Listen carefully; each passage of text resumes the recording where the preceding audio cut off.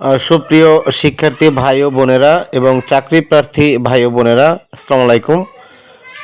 আজ south BD এডুকেশনের সাথে আছি আমি মোহাম্মদ ফরিদউদ্দিন, সহকারী অধ্যাপক, কুমারখালী আমিন আলী মাদ্রাসা, ছোট বিঘাই, পটুয়াখালী সদর, পটুয়াখালী।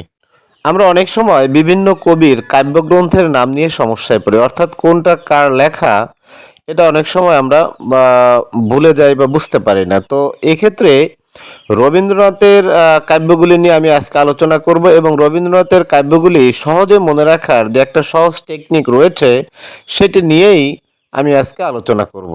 প্রিয় শিক্ষার্থী ভাই ও বোনেরা, তোমরা যদি লক্ষ্য করো, এখানে লেখা রয়েছে: মানসী গেল সোনার তরী, চিত্রা গেল চৈতালি, মহুয়া গেল বলাকা, খনিকা গেল পূরবী, পুনশ্চ কল্পনা, ভানুসিংহ ঠাকুরের পদাবলী এইগুলি তার শেষ লেখা।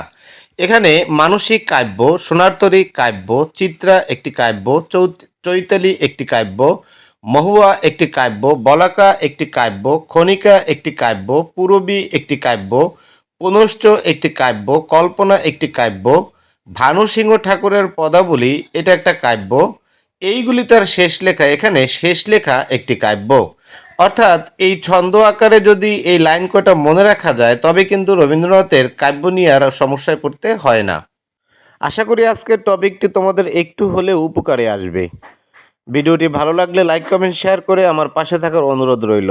ধন্যবাদ সকলকে।